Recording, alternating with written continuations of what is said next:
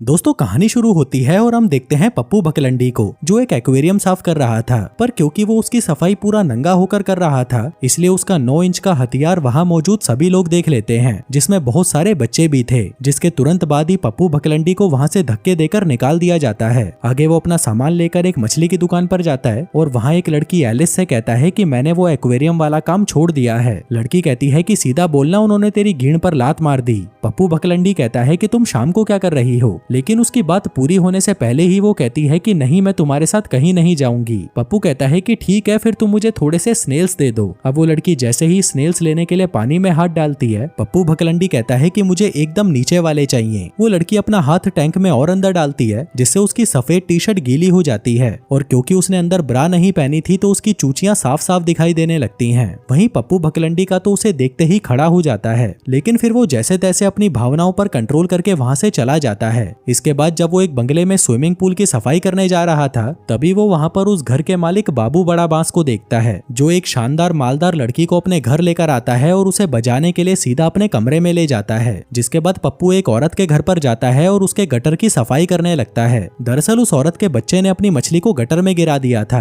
अब पप्पू अपनी घीण का पूरा जोर लगाकर इतना हिलाता है कि आखिर में वो गटर भी पानी छोड़ देता है और उसमें से वो मछली बाहर आ जाती है। वहीं वो औरत भी उसके काम से बहुत खुश थी। पप्पू भकलंडी कहता है कि अगर तुम चाहो तो मैं तुम्हें घोड़ी बना सकता हूँ, लेकिन ये सुनकर वो लड़की गुस्सा हो जाती है और उसे पैसे देकर वहाँ से भगा देती है। इसके बाद पप्पू भकलंडी वापस से बाबू बड़ा बांस के बंगले पर जाकर उसके पूल की सफाई करने लगता है, लेकिन तभी उसे एहसास होता है कि पानी के अंदर कुछ तो अजीब सा है। वो उसे देखने जैसे ही आगे बढ़ता है तभी वो जानवर उस पर हमला कर देता है, लेकिन इसी दौरान बाबू बड़ा बांस वहाँ पर आकर उसे बचा लेता है। वो कहता है कि क्यों फालतू में उसकी उंगली कर रहा है। पप्पू भकलंडी कहता है कि शायद ये कोई मछली है जिसके बाप ने अलग अलग जगह पाप किया है। अब उस मछली ने पप्पू को काट लिया था तो बाबू बड़ा बांस उसे अपने बंगले के अंदर ले आता है, लेकिन अंदर आते ही वो उसकी चप्पल खुलवा देता है क्योंकि उसका एंटीक कारपेट बहुत महंगा था। आगे वो उसे अपने एंटीक हथियार दिखाता है और कहता है कि मुझे हथियार कलेक्ट करना बहुत पसंद है। पप्पू भकलंडी कहता है कि मैं तो बस फटे पुराने कच्छे इकट्ठा करता हूँ। जो बात सुनकर बाबू बड़ा बांस सोचता है कि ये तो घना ही चूतिया आदमी है। तभी पप्पू की नजर उसके एक्वेरियम पर पड़ती है। वो कहता है कि भाई ये टैंक तो बहुत ही महंगा होगा, ऊपर से इसमें जो लॉयन फिश है वो $50,000 की है। बाबू बड़ा बांस कहता है कि नहीं, ये 1 लाख की है, लेकिन मुझे इसकी कीमत से कोई फर्क नहीं पड़ता क्योंकि ये मेरी फेवरेट मछली है। जो कहकर वो हगने के लिए चला जाता है। इसी दौरान उसका फोन बजता है जिसमें एक लड़की बाबू बड़ा बांस से कह रही थी कि कल मैं न्यूयॉर्क वापस आ रही हूँ और मैं चाहती हूँ कि तुम मेरे ड्राइवर बनो, जिस काम के लिए मैं तुम्हें $25,000 दूंगी। अब ये बात सुनते ही पप्पू भकलंडी की फटकर 64 हो जाती है। वो उसे कहता है कि अब मुझे समझ आया कि तुम्हारे पास इतनी सारी लड़कियां कहाँ से आती हैं, तुम टैक्सी चलाते हो। बाबू बड़ा बांस कहता है कि हाँ यार, कभी कभी चला लेता हूँ। वो कहता है कि फिर तुम उन्हें यहाँ पर ले आते हो और उन्हें घोड़ी बना देते हो। बाबू बड़ा बांस कहता है कि हाँ, जब माल अच्छा मिलता है तो करना ही पड़ता है। पप्पू भकलंडी पूछता है कि ये कौन सी टैक्सी सर्विस है। वो बताता है कि भीड़ के लिंड मैं एक जिगोलो हूँ। पप्पू पूछता है कि ये क्या होता है। वो बताता है कि औरतें पैसे देकर मेरे से अपनी पिंकी पिटवाती हैं। पप्पू भकलंडी ये सुनकर हैरान रह जाता है कि इस साले को तो मजदूरी करने के पैसे भी मिलते हैं। पप्पू से पूछता है कि भाई तुझे ये नौकरी कहाँ से मिली। वो कहता है कि बस भाई चलते चलते मिल गई। आगे पप्पू भकलंडी अपने अपार्टमेंट में आ जाता है जहाँ पर उसने बहुत सारी मछलियां पाली हुई थी। जिसके बाद वो उनके टैंक में साफ पानी डालता है और खुद नाली का सड़ा हुआ पानी पीता है। कहता है कि जल्दी ही हम इस गटर से बाहर निकलेंगे। अगले दिन वो फिर से बाबू बड़ा बांस का पूल साफ करने उसके बंगले पर जाता है, लेकिन तभी बाबू बड़ा बांस आकर उसे कहता है कि मेरी प्यारी मछली को कुछ हो गया है। पप्पू भकलंडी उसे चेक करता है और बताता है कि पानी में एसिड की मात्रा बहुत ज्यादा है। मैं इसे तो ठीक कर दूंगा, लेकिन तुम्हारी मछली डिप्रेशन में चली गई है और अगले 48 घंटों में इसे कुछ भी हो सकता है, इसलिए तुम्हें इसका पूरा ख्याल रखना होगा। बाबू बड़ा बांस कहता है कि मुझे कल ही जरूरी काम से 2 हफ्तों के लिए स्विट्जरलैंड जाना है। पप्पू कहता है कि तुम्हारे लिए काम जरूरी है या मछली। बाबू बड़ा बांस कहता है कि फिर क्यों ना तुम ही यहाँ पर रुककर मेरी मछली की देखभाल कर लो। देखो मेरे पास सब कुछ है, खाना पीना है, टेलीविजन है, यहाँ तक कि प्राइवेट पूल भी है, और अगर तुम इन सबसे भी बोर हो जाओ तो मेरी आइटम लोलो डायल है ना, तुम इसकी पिंकी बजा लेना। जो देखते ही पप्पू भकलंडी यहाँ पर रुकने के लिए तुरंत मान जाता है। फिर अगले दिन जाने से पहले बाबू बड़ा बांस पप्पू से कहता है कि मेरी कार का इस्तेमाल मत करना और ना ही मेरे फोन को छूना। पप्पू कहता है कि बिना कार और फोन के मैं टाइम पास कैसे करूंगा। तभी बाबू बड़ा बांस उसे दबोच लेता है और कहता है कि सुन भेड़ के दीने, अगर पीछे से तूने मेरे घर में कुछ भी गड़बड़ की ना तो ये तीर मैं सीधा तेरी गीड़ में घुसा दूंगा। जो सुनकर पप्पू भकलंडी की फट जाती है और वो कहता है कि साहब आप चिंता मत कीजिए। अब बाबू बड़ा बांस के जाने के बाद तो पप्पू भकलंडी की ऐश हो जाती है, क्योंकि कुछ दिनों के लिए सही पर वो इस बंगले का मालिक बन चुका था। आगे वो वो वापस उस दुकान वाली लड़की एलिस के पास आता है और उसके सामने लंबी लंबी फेंकने लगता है। कहता है कि मैंने समुद्र के पास एक बड़ा सा बंगला लिया है और मेरे पास इतने पैसे हैं कि मेरी गली के भिखारी भी करोड़पति हो चुके हैं। लेकिन तभी एलिस उसे कहती है कि मैं तुम्हें फिर भी अपनी पिंकी नहीं दूंगी, जो सुनकर पप्पू भकलंडी उदास हो जाता है। इसके बाद जब वो घर में यूं ही घूम रहा था तभी उसे वहाँ पर 3 अलग अलग रिमोट दिखाई देते हैं। पप्पू उन्हें उठाकर उनके बटन दबाने लगता है, जिससे अलग अलग जगह पर टीवी ऑन हो जाते हैं। तभी आखिरी रिमोट का बटन दबाते ही एक सबसे बड़ा टीवी ऑन होता है और उसमें ठुकाई वाली वीडियो चलने लगती है। पप्पू उसे बंद करने की कोशिश करता है लेकिन वो बंद नहीं हो रहा था और तभी उसके दरवाजे की घंटी बजती है। वो दरवाजा खोलता है तो एक लड़की वहाँ पर कुकीज बेचने आई थी। पप्पू कहता है कि मुझे कुकीज खाने का कोई शौक नहीं, लेकिन तभी वो लड़की उस ठुकाई वाली वीडियो को देख लेती है और उसे कहती है कि मैं बाहर जाकर सबको बता दूंगी कि आप गंदी फिल्में देखकर मुट्ठी मार रहे थे। जो सुनकर पप्पू को ना चाहते हुए भी उससे वो सारी कुकीज खरीदनी पड़ती है। फिर थोड़ी देर बाद वो अपने लिए नाश्ता बनाता है और जब तक वो बनकर तैयार हो रहा था पप्पू के पिछवाड़े में चूल सी मचती है और वह बाबू बड़ा बांस के जूते पहनकर उसकी तरह उल्टा लटकने की कोशिश करता है, लेकिन तभी उससे वो स्टूल नीचे गिर जाता है। वहीं टोस्टर में रखी ब्रेड में आग लग जाती है और वो आग बढ़ते बढ़ते पूरे किचन में फैलने लगती है। यह देखकर पप्पू जल्दी से नीचे उतरने की कोशिश करता है और इस कोशिश में वो बाबू बड़ा बांस के लाखों के एक्वेरियम की गीड़ मार देता है। फिर वो जल्दी से खड़ा होता है और सबसे पहले वहाँ पर लगी आग को बुझाता है, जिसके बाद वो उसकी महंगी मछलियों को उठाकर उन सभी को अलग अलग जार में डाल देता है और सबसे महंगी वाली को वो मिक्सर में रख देता है। जिसके बाद वो वहाँ पर एक एक्वेरियम वाले को बुलाता है जो उसे बताता है कि इस एक्वेरियम को ठीक कराने का खर्चा $3 लाख आएगा। पप्पू की तो ये सुनते ही फट जाती है और वो कहता है कि 2 हफ्तों में मैं $3 लाख कहाँ से लाऊं? क्या ये पैसा मैं किश्तों में दे सकता हूँ? लेकिन वो आदमी उसे मना कर देता है। अब बेचारे पप्पू भकलंडी के पास कोई रास्ता नहीं था और तो और उसे बाबू बड़ा बांस के यहाँ पर आने से पहले कैसे भी करके उसकी सभी चीजों को पहले जैसा करना था। अब इस बारे में सोचते सोचते रात हो जाती है और पप्पू भकलंडी वहीं पर सो जाता है। लेकिन तभी अचानक बाबू बड़ा बांस का फोन बजता है। फोन की दूसरी तरफ एक औरत थी जो उसे कहती है कि मुझे तुम्हारा नंबर मेरी सहेली ने दिया, क्या तुम पैसे लेकर पिंकी बजाने का काम करते हो? पप्पू कहता है कि माफ करना पर मुझे ये फोन इस्तेमाल करने की इजाजत नहीं है। औरत कहती है कि क्यों ना तुम मेरे घर पर आ जाओ, बाकी की बातें हम वहीं पर कर लेंगे। वो कहता है कि नहीं, मुझे घर पर बहुत काम है। औरत कहती है कि इसके बदले में मैं तुम्हें $1000 दूंगी। जो सुनते ही पप्पू भकलंडी की आंखें चार हो जाती है और वो बाबू बड़ा बांस की गाड़ी उड़ाता हुआ सीधा उस औरत के घर पर पहुंच जाता है। वो उसके कमरे के अंदर जाता है जहाँ पर वो लड़की अपनी गुलाबी खोले उसका इंतजार कर रही थी। कहती है कि मेरी जान जल्दी से मुझे घोड़ी बना दो। लेकिन तभी पप्पू वहाँ पर मजदूरी करने की किताब पढ़ने लगता है।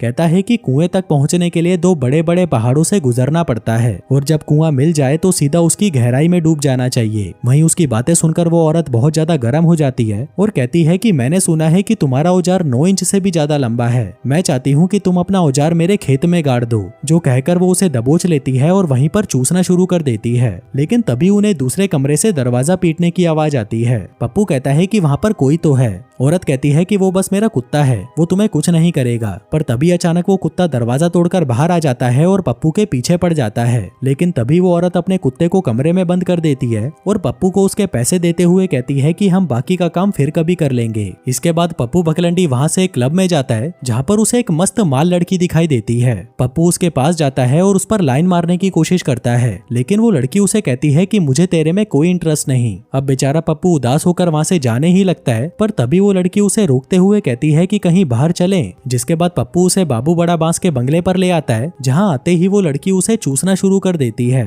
पर तभी पप्पू उसे रोकते हुए कहता है कि पहले हम कुछ लेन देन की बात तो कर लें, मैं $1000 से कम नहीं लेता। लड़की पूछती है क्या मतलब? वो कहता है कि मैं तुम्हारी पिंकी बजाने का $1000 लूंगा। लड़की कहती है तुम मजाक अच्छा कर लेते हो, लेकिन रेट तो 5000 का है। पप्पू कहता है कि क्या तुम मुझे $5000 दोगी? लड़की कहती है कि नहीं बे चूतिए, तू मुझे देगा। पप्पू कहता है कि अच्छा मजाक है, चल अब मेरे $1000 निकाल। पर तभी वो लड़की उसे घुसंड मारती है और कहती है कि जल्दी से मेरे 5000 दे। वहीं पप्पू भी उसकी घीण पर मुक्का मार देता है, जिससे उस लड़की का दिमाग घूम जाता है और वो पप्पू भकलंडी को कुत्ते की तरह पेलने लगती है। वहीं अपना पप्पू भी उसका जमकर मुकाबला करता है, पर तभी वो लड़की उसे हवा में उड़कर लात मारती है और फिर उस मिक्सर में रखी हुई महंगी सी मछली को मारने की धमकी देती है। पप्पू कहता है कि प्लीज ऐसा मत करो, हम बैठकर मांडवाली कर लेते हैं। लेकिन तभी उस लड़की की नजर बाबू बड़ा बांस की फोटो पर पड़ती है। वो उससे पूछती है कि तुम्हारे पास इसकी फोटो कहाँ से आई? पप्पू कहता है क्योंकि ये घर उसका है, मैं तो बस यहाँ पर नौकर हूँ। जो सुनकर उस लड़की की फट जाती है और वह उससे माफी मांगकर वहाँ से निकल लेती है। फिर अगली सुबह पप्पू फिर से टूटे हुए सामान को जोड़ने के काम में लग जाता है, लेकिन इसी दौरान वहाँ पर एक कालिया दगड़ू दलाल आता है और पप्पू से कहता है कि अपन को तेरी लाश दिख रही है।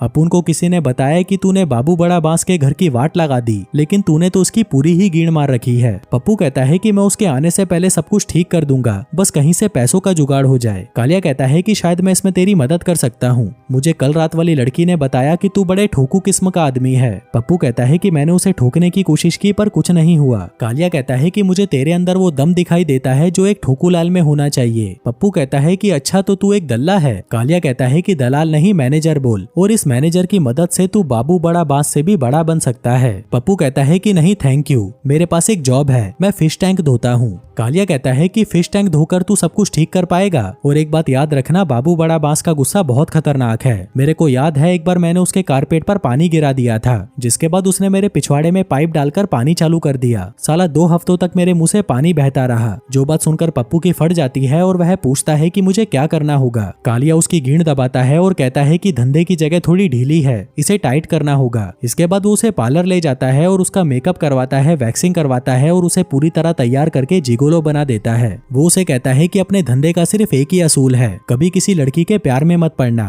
जिसके बाद वो उसे उसके पहले क्लाइंट के घर छोड़कर वहां से निकल जाता है। अब पप्पू उस घर के अंदर जाता है और तभी ऊपर से आवाज आती है कि जल्दी से आ जाओ मेरी जान, मैं ऊपर हूँ। पप्पू जल्दी से ऊपर वाले फ्लोर पर जाता है, लेकिन जैसे ही वो कमरे का दरवाजा खोलकर अंदर आता है तभी वहाँ लेटी एक औरत को देखकर उसकी फट जाती है। तभी वो औरत उसे कहती है कि मुझे पता है तुम क्या सोच रहे हो, तुमने आज तक इतनी खूबसूरत लड़की नहीं देखी होगी, अगर तुम मेरी सवारी करोगे तो तुम्हें बहुत मजा आएगा। पप्पू कहता है कि नहीं नहीं, शायद कोई मिस्टेक हुई है, दरअसल मैं तो एक छक्का हूँ और तुमने गलती से एक छक्के को बुला लिया। लड़की कहती है कि अरे यार, वो उंगली कर करके मेरी उंगलियां सूज गई हैं, इसलिए मेरे से गलत नंबर डायल हो गया होगा। अब पप्पू उसके साथ मजदूरी तो नहीं कर सकता था, इसलिए वो दोनों कोई चूतिया सा गेम खेलकर अपना टाइम पास करने लगते हैं। फिर अगले दिन पप्पू दगड़ू दलाल से मिलता है, जो उसे $5000 देते हुए कहता है कि भाई मानना पड़ेगा तेरे को, आज तक कोई भी टुनटुन को इतना खुश नहीं कर पाया जितना तूने उसे किया है। पप्पू कहता है कि अब बस यार, मैं ये काम और नहीं कर सकता। दगड़ू दलाल कहता है कि भीसड़ी के तेरे पास दुनिया का सबसे बड़ा हथौड़ा है, तो इसका इस्तेमाल तुम लड़कियों को संतुष्ट करने के लिए करो, नहीं तो मैं बाबू बड़ा बांस को बता दूंगा कि तूने उसके घर की क्या हालत करी है।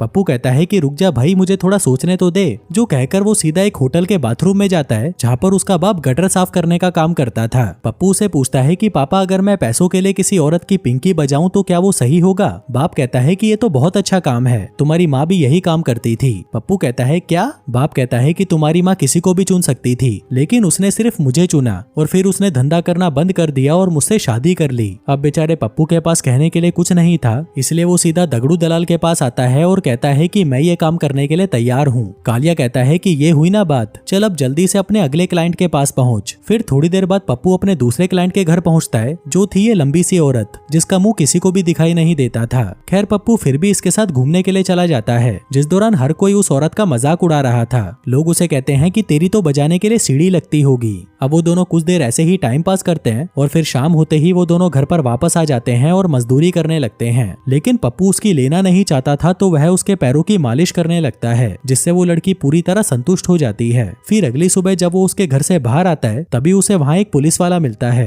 कहता है कि मेरा नाम पोपट लाल है और मैं तुमसे कुछ सवाल पूछना चाहता हूँ, ये बताओ कि तुम बाबू बड़ा बांस के बारे में क्या जानते हो? पप्पू कहता है कि मैं तो बस उसके घर की देखभाल करता हूँ। तभी पोपटलाल उसे दबोच लेता है और कहता है कि जल्दी बता वो किन किन लड़कियों की पिंकी बजा चुका है। पप्पू कहता है कि मुझे सच में कुछ नहीं पता। पोपटलाल कहता है कि तेरे पास सिर्फ 3 दिन है, अगर तूने मुझे उन लड़कियों की इन्फॉर्मेशन नहीं दी तो मैं तुझे मार दूंगा। जो कहकर वो वहाँ से चला जाता है। फिर थोड़ी देर बाद पप्पू अपने अगले क्लाइंट से मिलने जाता है, जिसका नाम बबली बकचोद था। दरअसल उसे मिर्गी के दौरे पड़ते थे और इसी के चलते वो जोर जोर से गालियां बकती थी। बबली कहती है कि मेरे इन दौरों की वजह से ही मुझे पब्लिक प्लेस में जाने से मना किया गया है। अब पप्पू से बाहर तो ले आता है, लेकिन बबली पूरे रास्ते सबको गालियां बकती जा रही थी। तभी पप्पू सोचता है कि ऐसी कौन सी जगह है जहां पर इसकी गालियों से किसी को फर्क ना पड़े। जिसके बाद वो उसे बेसबॉल गेम दिखाने ले जाता है, जहां जब दूसरी टीम के प्लेयर्स हार रहे थे तो बबली उन्हें गालियां बकने लगती है। कहती है कि ये सारे चूतिया खिलाड़ी हैं। वहीं उसकी गालियां सुनकर स्टेडियम में बैठे बाकी लोग भी उसका साथ देने लगते हैं और ऐसे करते करते पप्पू आज का पूरा दिन उसके साथ बिताकर उसे संतुष्ट कर देता है।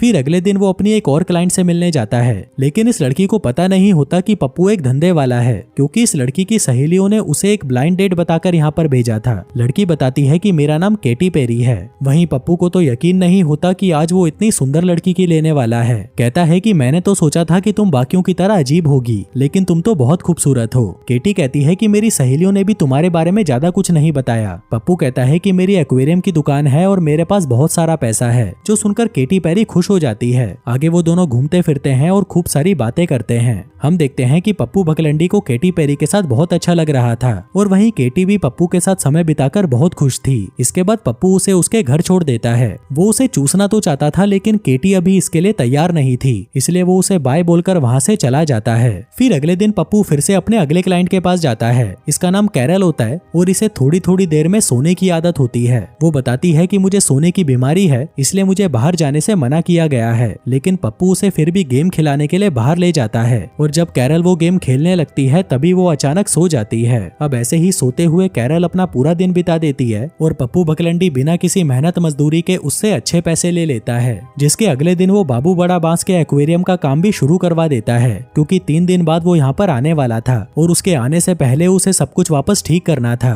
इसी दौरान वो अपने पुराने क्लाइंट से भी रेगुलर मिलता है और उनके साथ बिना कुछ करे वो उनसे खूब मोटी कमाई कर लेता है। फिर एक रात वो वापस केटी से मिलने उसके घर पर आता है, जहाँ पर वो अपनी अंधी दोस्त रोशनी के साथ रहती थी। आगे वो दोनों बीच पर घूमने जाते हैं, जिस दौरान एक आदमी को टट्टी जाता हुआ देखकर पप्पू बकलंडी को याद आता है कि आज तो उसके बाप का जन्मदिन है। केटी कहती है कि चलो उनसे मिलने चले। पप्पू कहता है कि नहीं, वो काम पर हैं, वो एक बहुत बड़े रेस्टोरेंट के मालिक हैं, लेकिन केटी फिर भी उनसे मिलने की जिद करती है, तो पप्पू बकलंडी उसे अपने बाप से मिलवाने ले जाता है। यहाँ केटी को देखकर पप्पू का बाप बहुत खुश होता है। कहता है कि मैंने कभी सपने में भी नहीं सोचा था कि तुम एक दिन इतनी खूबसूरत लड़की की पिंकी बजाओगे। ये तो वाकई में इतनी सुंदर है कि मेरा ही मन कर रहा है कि मैं इसे बजा डालूं। तभी पप्पू कहता है कि अब हमें चलना चाहिए, पापा काम में बिजी हैं और हमें उन्हें डिस्टर्ब नहीं करना चाहिए। पर तभी उसका बाप कहता है कि तुम चिंता मत करो, मैं बिल्कुल फ्री हूँ। मैं इस खूबसूरत लड़की से बात करना चाहता हूँ जो आज रात मेरे बेटे के लिए घोड़ी बनेगी। केटी कहती है कि हम आपके लिए केक लेकर आए हैं, ये केक आपका फेवरेट है ना। पप्पू कहता है कि चलो अब चलते हैं, लेकिन केटी उसे मना कर देती है। इसी दौरान उस होटल का मैनेजर पप्पू के बाप के पास आता है और कहता है कि भीसड़ी के तू यहाँ पर क्या कर रहा है, जाकर गटर साफ कर। अब ये बात सुनते ही केटी समझ जाती है कि पप्पू बकलंडी उसे झूठ बोल रहा था।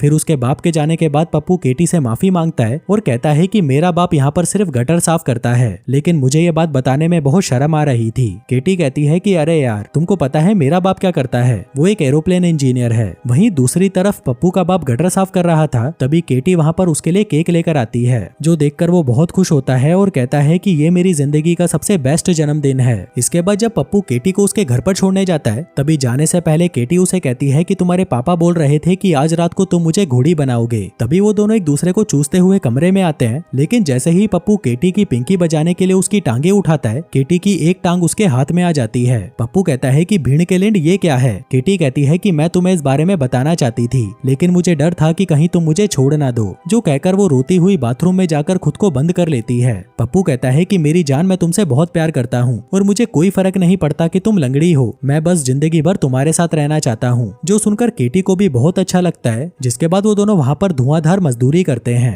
फिर अगले दिन जब केटी काम पर होती है, तभी पीछे से पप्पू बकलंडी उसकी सहेलियों के पास जाता है और उनसे कहता है कि मैं केटी से बहुत प्यार करता हूँ और मैंने वो काम भी छोड़ दिया है, मैं केटी से शादी करना चाहता हूँ। तभी एक लड़की कहती है कि तुम्हें सिर्फ उसकी पिंकी बजाने के पैसे दिए गए थे और वैसे भी वो कोई नॉर्मल लड़की नहीं है। ये सुनते ही पप्पू गुस्से में उन्हें कहता है कि तुम जैसे दोस्त होने से अच्छा है कि उसका कोई दोस्त ही ना हो, और ये लो तुम्हारे पैसे, मैं केटी को कभी नहीं छोड़ूंगा। जो कहकर वो वहाँ से चला जाता है। जिसके बाद वो दगड़ू दलाल से मिलता है और कहता है कि बस अब बहुत हुआ, मैं ये काम छोड़ रहा हूँ। दगड़ू कहता है कि फिर बाबू बड़ा बास के सामानों का क्या। पप्पू कहता है कि वो मैं पुराने तरीके से काम करके चुका दूंगा। आगे वो केटी से मिलने जाता है, लेकिन वो उससे बहुत गुस्सा थी, क्योंकि उसके दोस्तों ने उसे बता दिया था कि पप्पू एक धंधे वाला है। पप्पू उसे कहता है कि यार मैंने वो काम छोड़ दिया है। केटी कहती है कि मेरी लेने के लिए तुम्हें पैसे दिए गए थे, इससे ज्यादा मेरे साथ और क्या बुरा होगा। जो कहकर वो खुद को कमरे में बंद कर लेती है और पप्पू को वहाँ से भगा देती है। इसके बाद हम देखते हैं कि पप्पू वो धंधे वाला काम छोड़कर वापस से फिश टैंक की सफाई में लग जाता है, जिस दौरान वो बीच बीच में लोगों के गटर भी साफ किया करता था।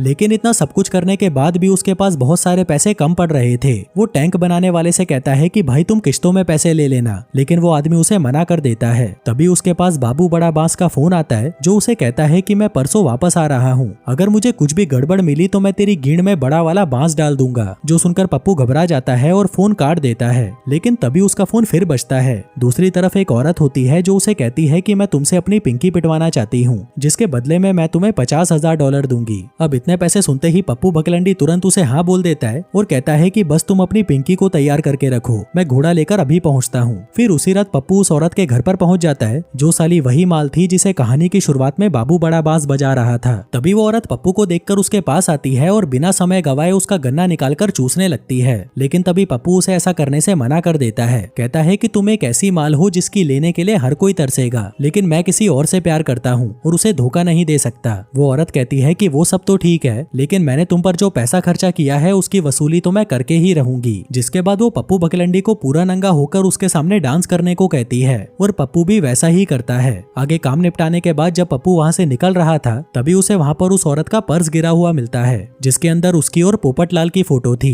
जो देखकर वो समझ जाता है कि पोपटलाल इसका पति है और वो इसे संतुष्ट नहीं कर पाता तो ये इधर उधर मुंह मारती रहती है। आगे जब वो उसके साथ होटल से बाहर आता है, तभी वहाँ पर उन दोनों को केटी देख लेती है और पप्पू के मुंह पर चमाट मारकर वहाँ से चली जाती है। पप्पू उसे रोकने की कोशिश करता है, लेकिन वो उसकी एक नहीं सुनती। फिर अगली सुबह इंस्पेक्टर पोपटलाल पप्पू के पास आता है और उसे कहता है कि भीसड़ी के तूने मेरी पत्नी को ही पेल दिया, वैसे भी बाबू बड़ा बांस जेल जाने ही वाला है, अब तो उसके साथ तू भी जेल जाएगा। पप्पू कहता है कि मुझे अब समझ आया कि तू बाबू बड़ा बांस के पीछे क्यों पड़ा था, क्योंकि वो काफी सालों से तेरी पत्नी की मारता आ रहा था। पोपटलाल रोते हुए कहता है कि उस साली को तो 8 इंच का औजार पसंद है, लेकिन मेरा औजार सिर्फ 2 इंच का है, इसलिए वो इधर उधर मुंह मारती रहती है। पप्पू कहता है कि ऐसा कुछ नहीं है, तेरी वाइफ का 9 इंच के औजार से कोई लेना देना नहीं है, बस तुझे ये जानना पड़ेगा कि तेरी पत्नी तुझसे क्या चाहती है। जिसके बाद वो उसे वही डांस सिखाने लगता है जिसको देखकर उसकी पत्नी गर्म हो जाया करती थी। जिसके बाद हम देखते हैं कि पोपटलाल और उसकी पत्नी के बीच में सब कुछ ठीक हो जाता है, पर क्योंकि पप्पू बकलंडी का नाम बाबू बड़ा बांस से जुड़ा हुआ था, इसलिए उसके साथ साथ पप्पू बकलंडी पर भी केस हो जाता है। फिर अगले दिन कोर्ट की सुनवाई शुरू होती है, जहाँ पप्पू बकलंडी पर अलग अलग औरतों के साथ पैसे लेकर मजदूरी करने के इल्जाम लगाए जाते हैं। लेकिन इससे पहले कि जज कोई फैसला सुनाता,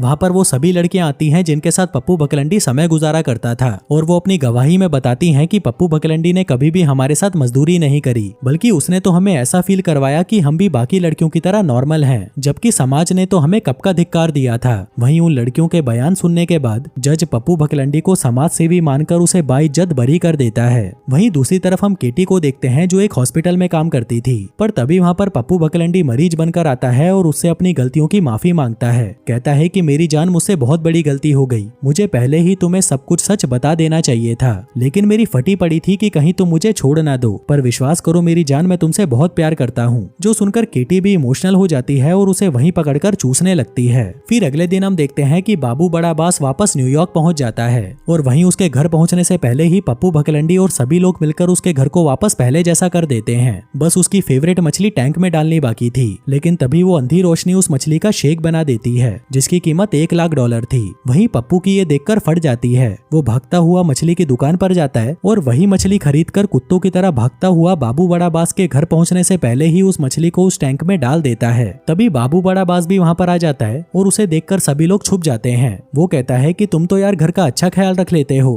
पप्पू कहता है कि अब मुझे चलना चाहिए। तभी बाबू बड़ा बांस पूछता है कि ये क्या है, तुम यहाँ पर पार्टी कर रहे थे? पप्पू कहता है कि हाँ, तुम्हारे आने की खुशी में। जिसके बाद वो उस मछली के शेक को पीने लगता है और कहता है कि साला ये तो बहुत कड़क है। जिसके बाद वो अपनी फेवरेट मछली देखता है जो उसे ठीक लग रही थी, लेकिन तभी वो टैंक अचानक टूट जाता है। पप्पू कहता है कि मैं थोड़े दिनों के लिए जिगलो बना था, लेकिन मैंने तुम्हारे कस्टमर को छुआ भी नहीं और मैं ये एक्वेरियम को भी ठीक करवा दूंगा। जो सुनकर बाबू बड़ा बांस गुस्सा हो जाता है और उस पर एंटीक हथियारों से हमला कर देता है, लेकिन पप्पू किसी तरह से उनसे बच जाता है। आगे वो उस पर तीर से हमला करने लगता है, पर तभी वहाँ पर वो मोटी टुनटुन आकर उस तीर को अपने ऊपर ले लेती है। अब सबको लगता है कि वो टपक जाएगी, लेकिन उस मोटी को इससे घंटा कोई फर्क नहीं पड़ता। इसी दौरान वहाँ पर पोपटलाल आ जाता है और बाबू बड़ा बांस से कहता है कि आखिर मैंने तुम्हें ढूंढ ही लिया। जिसके बाद वो उसे गिरफ्तार कर लेता है। तभी कबड़ में से रोशनी और कालिया बाहर आते हैं, जो काफी देर से वहाँ पर मजदूरी कर रहे थे। तभी मजदूरी के बाद रोशनी अचानक देखने लग जाती है। वहीं पप्पू बकलंडी और केटी पेरी अब एक साथ थे और वो दोनों साथ में बहुत खुश थे।